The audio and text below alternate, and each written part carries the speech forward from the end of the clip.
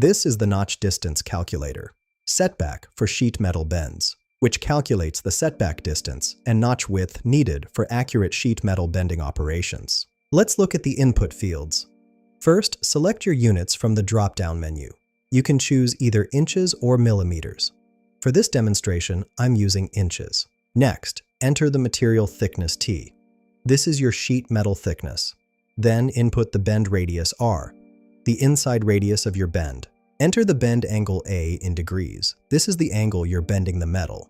Finally, there's the K factor field with a default value of 0.33. This represents the neutral axis location in your material. Let me show you a worked example. I'll enter material thickness T equals 10, bend radius R equals 10, bend angle A equals 10 degrees, and keep the K factor at 0.33. After clicking Calculate Setback, we get two results. The setback distance is 1.136 inches. This is how far back from the bend line you need to position your material. The notch width is 10,000 inches. This tells you how wide to make your relief notch. This calculator saves time and reduces material waste in your sheet metal projects. Find the link in the description below.